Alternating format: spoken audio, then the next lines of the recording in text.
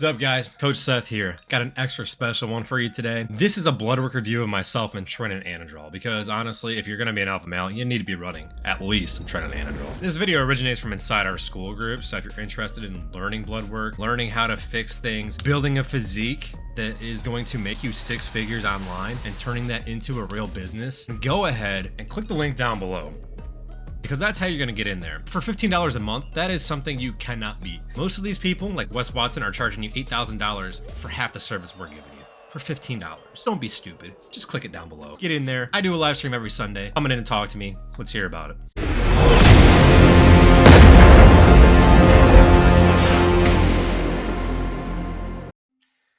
Hey guys, I wanted to go through some of my blood work just to give you guys an idea of using the blood work practically at the same time as kind of seeing it all on paper.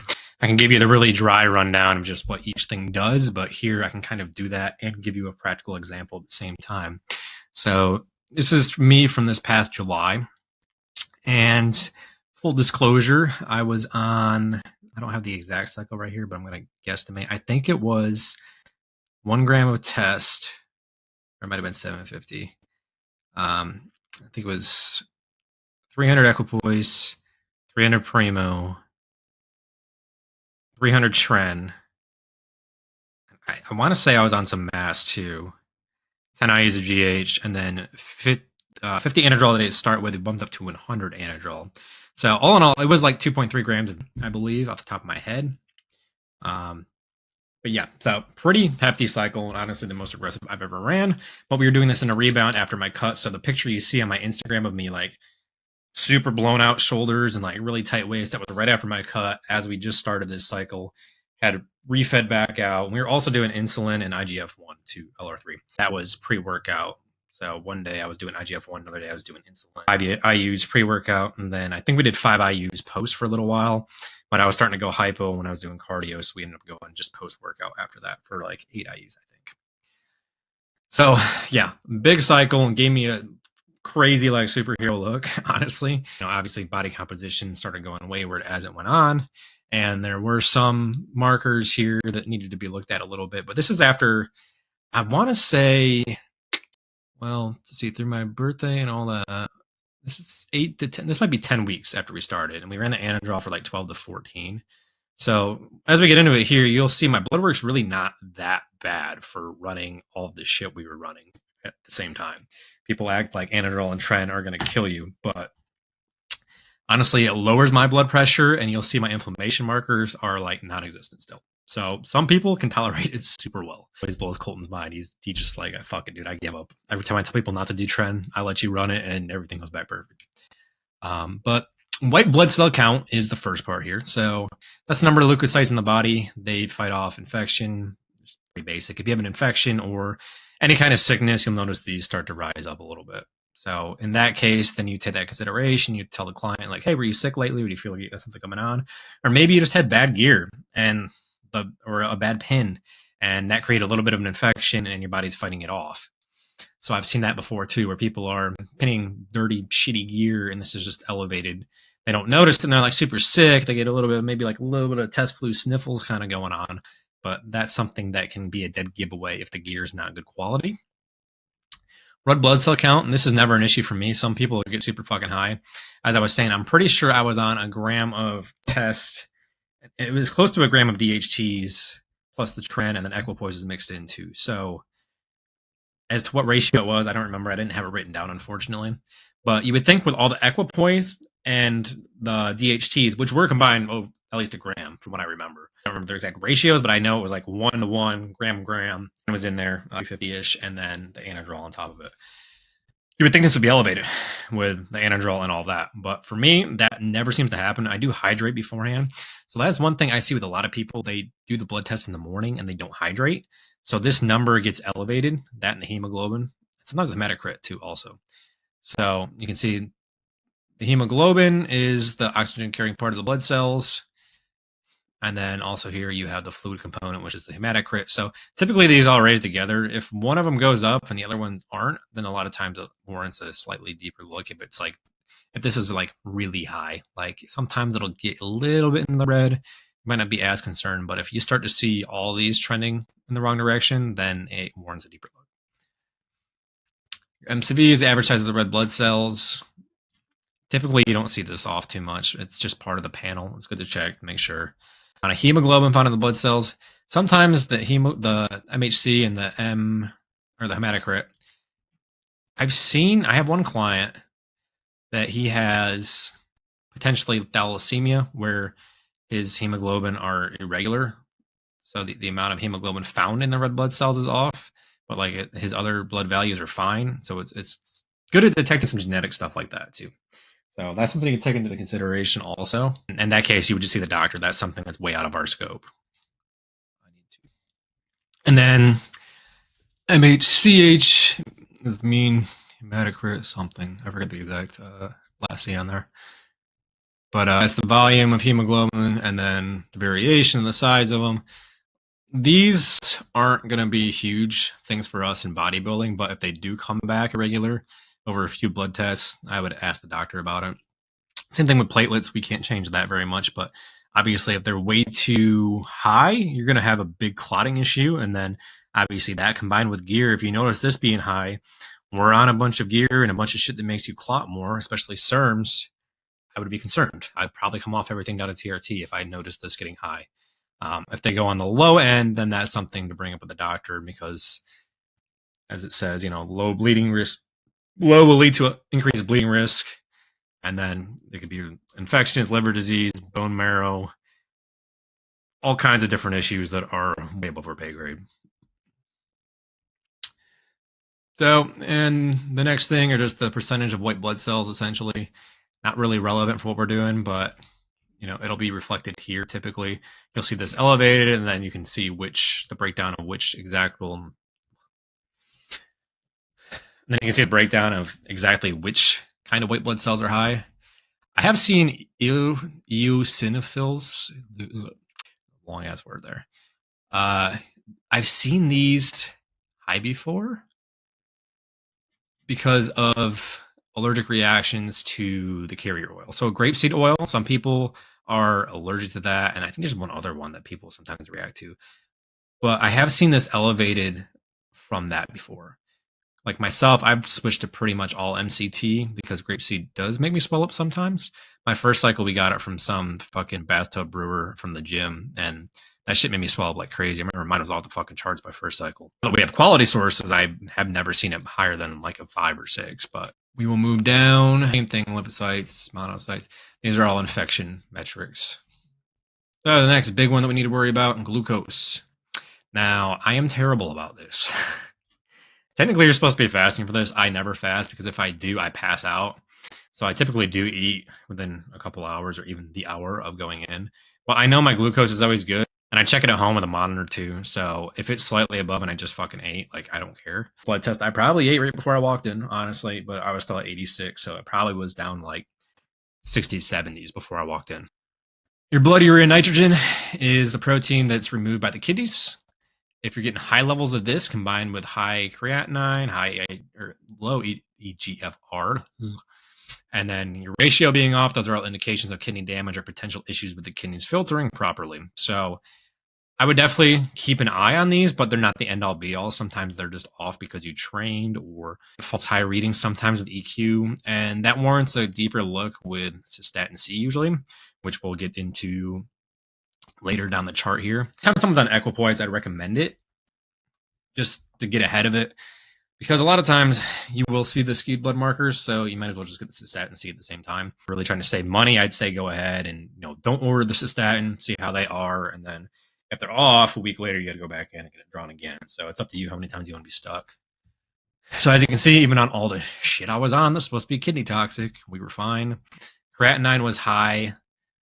That's going to be addressed a little bit later. I was on a fuck ton of creatine too. I think I was doing 10 grams. So that was some of it. Plus, I was training super hard and super heavy, like probably the heaviest I've ever trained because I was on 100 milligrams of Anadrol and Tren at the same time, plus the gram test. So I was really pushing hard.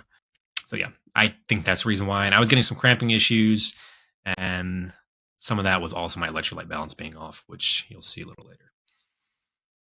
So EGFR, this is one to definitely take a look at, but this one is the one that typically does get skewed by UQ. But as you can see, I was in normal range, actually pretty fucking high on there, so we were all good. These three combined kind of give you a decent picture, but cystatin C is a deeper look at it. So get on to sodium here. My sodium was okay. That's obviously just salt in your blood, essentially. Potassium is the counterpart to sodium. You need the balance of both of them in the body, so you want them both in the normal range. So you can see my potassium was a little high, and I was also on an ARB at the time, telmisartan, so it was potassium sparing. If you're on telmisartan, you have to be careful about supplementing with more potassium because that will rise this number up, sometimes into where you don't want it.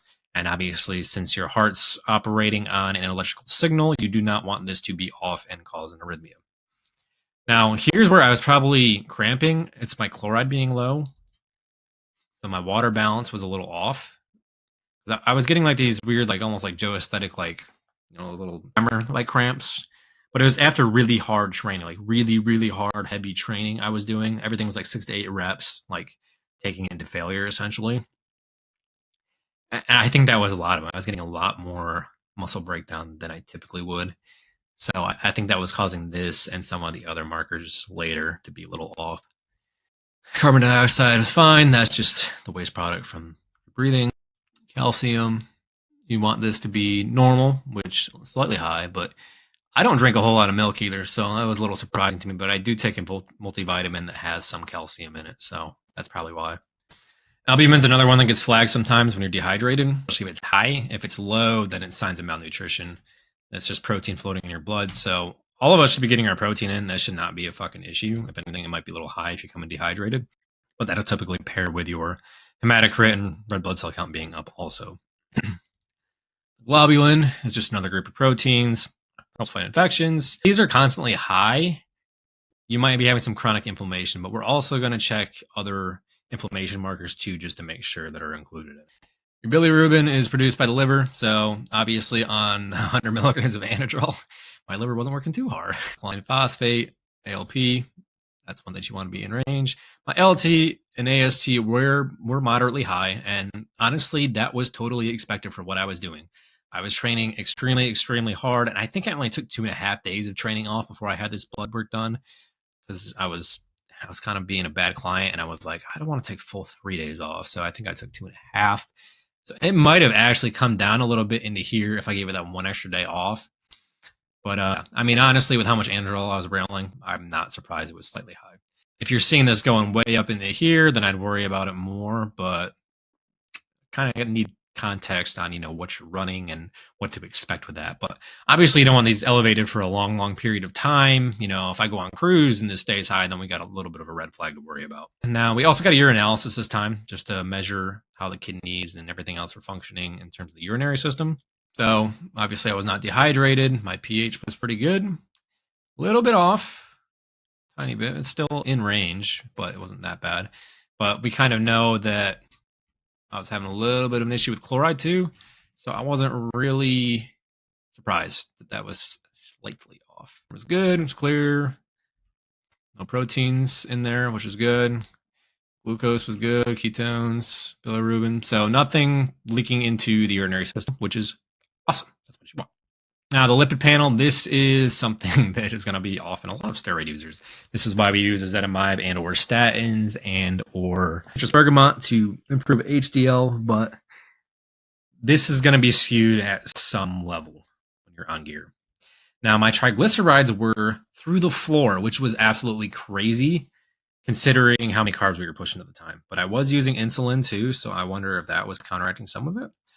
But I was also super lean too. So it's a type of fat that circulates in the blood and comes from adipose. I didn't have as much adipose tissue at the time. I've had this high before when I got too fat from a bulk. Yeah, it's typically if you're eating a lot of sugary foods and you're overweight, this won't start to trend up. But as you can see, I was doing fucking amazing. HDL, not hot. Well, thankfully, HDL doesn't have a whole lot of merit scientifically the more they study it. It's obviously optimal to have it up. You want it up if you can, but it's not the end all be all, and it's not going to kill you. They don't find, I think they did a study where they found mortality rate was more closely associated with high LDL and very low LDL and ApoB particles, which we'll get into in a minute here, versus HDL. They didn't find really any link between it, but they still advise to have it high if you can. So yeah, obviously orals absolutely crush this. 100 milligrams of Anadrol every day will nuke this. Tren seems to suppress it pretty hard too. Testosterone moderately does. I see people kind of dipping into the 30s typically on test, but then your more harsher stuff. DHTs seem to suppress it more too. I find that Primo knocks it down a good bit. Very low LDL cholesterol, very low density lipoproteins. They carry the triglycerides around, and these are the very small ones that sometimes get stuck. So you want to be on top of these two because you don't want these stuck in your artery walls. We were very good there. Nothing to worry about. LDL calc, this isn't really that big a deal, honestly. This is just your total LDL, which was borderline high. So I wanted to address it. We started adding ezetimibe at this point, and this actually went from 128, and then I got blood work done about 4 weeks later for work, and it went down to like a 72 or something like that in 4 weeks. So it literally almost cut it in half. That's why I tell people, like, don't hop on a statin unless you need to. There's a lot of muscle pain and cramping issues with statins. But if you go ahead and take ezetimibe, a lot of times that'll knock it right down back to where you. So my LDL-HDL ratio obviously sucked, but that was my TSH was fine. T4 was low because I was railing 10 units of GH, so that was expected. T3 was fine. PTT, total thrombin time was good. That's another clotting thing to look at. This is the one I mentioned where you'll notice the bigger risk of heart disease coming in. So, apolipoprotein A.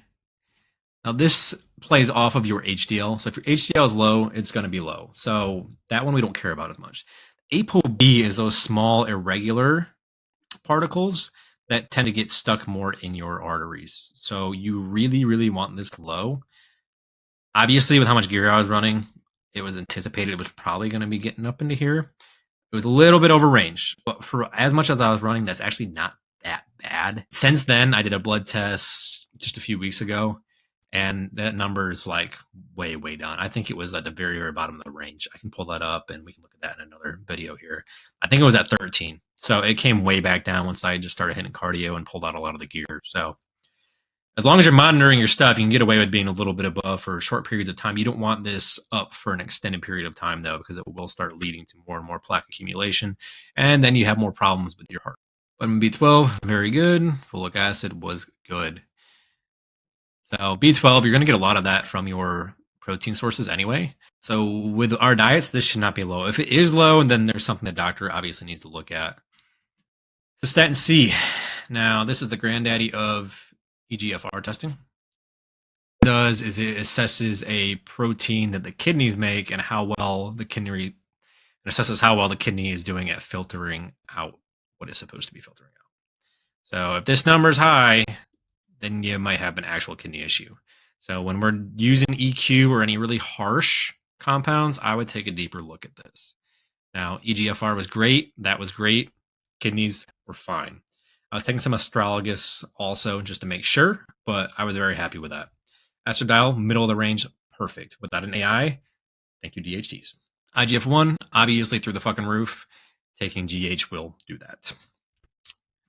Real GH. And by the way, everybody who was complaining about the Chinese sources being real, point to you this. So vitamin D, that was very good too. I live in the South in the summer. That should have been where it is. That's your vitamin that's produced by the body when you get access to sunlight. So if you live in the North, you might have to supplement with more vitamin D3 to offset some of the obvious natural decline from being stuck inside in the grayness all winter long. D-dimer was good, and that I'm happy about too, because that's a big clotting risk marker. That's when they look at it in the hospital a ton when people are in there to make sure they're not at a clotting risk. They test one of the proteins, and if there's a big presence of it, then they know there's a big clot that needs to be busted somewhere. So a lot of times it's an indicator for stroke too. So yeah, if that's high, definitely get looked at. You don't want a DVT or anything like the deep vein thrombosis in your leg or anything like that. C-reactive protein. Now this was the one I am proud of. It's a high sensitivity reactive protein. It's made as a response to inflammation. So this is chronic inflammation, like systemic inflammation that's being measured here. So persistently high CRP levels is associated with several diseases and conditions: heart disease, diabetes, cancer, arthritis, any kind of inflammation based condition that you don't want, essentially. So occasionally this does rise up during a cycle. I've seen it go up before just from stress and obviously the toxic things we're putting in the body. So obviously it can be high for a certain amount of time and you'll be okay. But if we start to see this trending up after, 8, 12 weeks into your cycle and you notice, hey, we're getting up into here, it's time to come down and cruise, honestly. You don't want that to stay high for an extended period of time because then you put yourself at risk of more pathology down the line.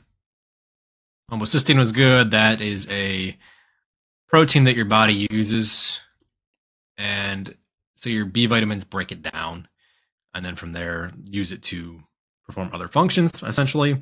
But if you have a high level of this, you're more likely to have damage to the arteries and linings of your cardiovascular system walls. So you don't want this to be high because that means there's too much protein floating around, scraping against things, wearing things down, essentially. So good to see that's right in the middle of the range. So GGT is next. Very important to check if you're on some liver harsh things like the Anadrol I was running, because it tests your liver's ability to do what it's supposed to do, essentially. But if you have blockages in the bile ducts, that's where you notice a high level of this. So it's really good at assessing if your liver is getting stopped up. If you're putting too much stress on it, you're starting to get some clogging issues down the line. It's not filtering like it needs to. That's where this comes into play. So obviously when we're hammering orals and really taxing our liver with hard training, this can get elevated. And if that's the case, obviously you want to come down on your dosages or just come down to a cruise period and let the liver recover. Liver can take a beating, so this can recover, but we want to make sure it's not going to be up into here for an extended period of time. Now, my creatine kinase, this is one that you'd be like, what the fuck, dude? Because it's like double the range. But essentially that's letting you know how much, in my case, muscle tissue breakdown was happening. So that's one of those you'll see if you're taking a lot of creatine and you're causing a lot of muscle breakdown by really hard training, that's going to be elevated. Now, I took 2.5 days off and it was still that high.